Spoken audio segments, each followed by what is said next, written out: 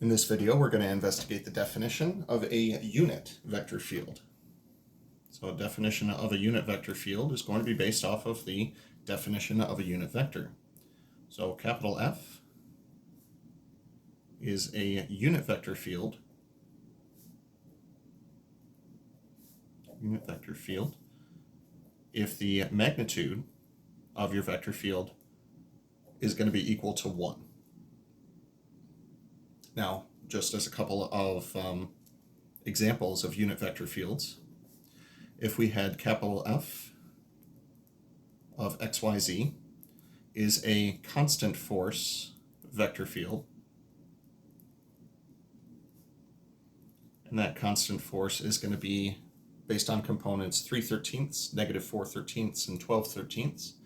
To verify that this is in fact a unit vector field, we'll take the magnitude of this constant vector field. So take the square root of, this will be 3/13 squared plus -4/13 squared plus 12/13 squared.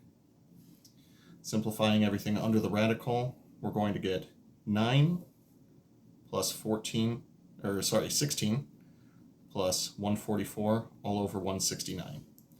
Adding the 3 terms in the numerator is going to give us 169, and 169 divided by 169 is going to be equal to 1. Therefore, we have ourselves a unit vector field. Another example of one where we actually see some variables in here. This one will be a 2-dimensional vector field. In one of the previous videos, we investigated a vector field where the components were y and -x, which created a rotational vector field. Now, left as they are, this thing would simply rotate in a circular fashion. However, if we were to divide both of these by the square root of x squared plus y squared, this means that we're going to be dealing with a unit vector field, where the farther away something is, the less it's going to be rotating, and the closer it is, the more it's going to be rotating. First off, to verify that this is a unit vector field, we'll go ahead and take the magnitude. We'll take y over the square root of x squared plus y squared, and we'll square that.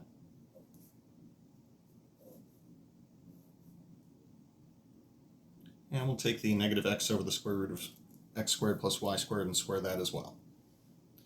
Squaring each of these component functions will give us y squared over x squared plus y squared plus, that'll cancel out the negative, x squared plus x squared over y squared. Combining to one single fraction will give us x squared plus y squared over x squared plus y squared underneath the radical. Now reducing that down gives us 1. Now, this kind of rotational vector field would be more like a whirlpool, if you will, where the closer it gets, the more it gets sucked in. Or you could even say like maybe even a toilet flushing could go with something toward this, where it's kind of all being pulled toward the center.